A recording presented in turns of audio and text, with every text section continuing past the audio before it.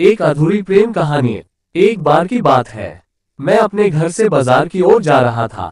मेरे घर से बाजार तक जाने के रास्ते में काफी सुनसान रास्ता पड़ता था।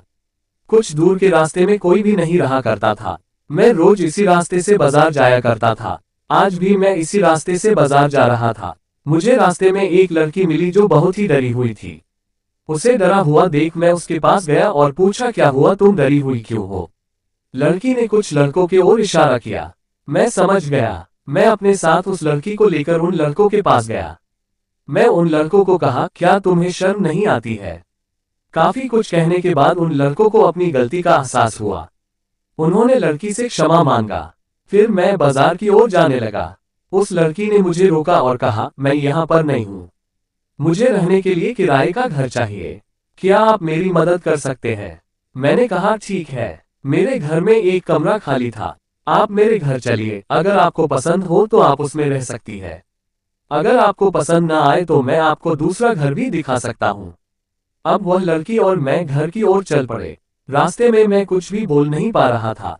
मैं बोलना चाह रहा था लेकिन नहीं बोल पा रहा था। फिर उससे पूछा, आपका नाम क्या है? मैंने कहा, राकेश। और आपका नाम? उसने ने कहा, सुंदरी।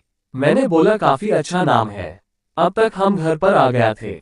सुंदरी ने मेरा घर देखा और वह कमरा भी देखा जिसमें उसे रहना था। सुंदरी को वह कमरा काफी पसंद आया। फिर वह हमारे घर में रहने लगी। मैं उसे जब भी देखता था तो मेरे मन में अजीब सी हलचल होती थी। पता नहीं उसके मन में होती थी या नहीं। एक दिन मैं और सुंदरी घूमने जा रहे थे।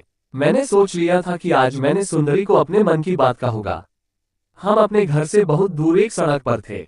हम बाइक से चल रहे थे। मैंने सुंदरी से कहा, मुझे तुमसे एक बात कहानी है।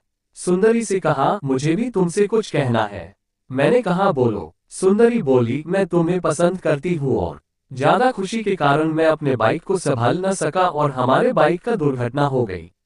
मैं तो बच गया लेकिन सुंदरी ने अपने जान को गंवा दी।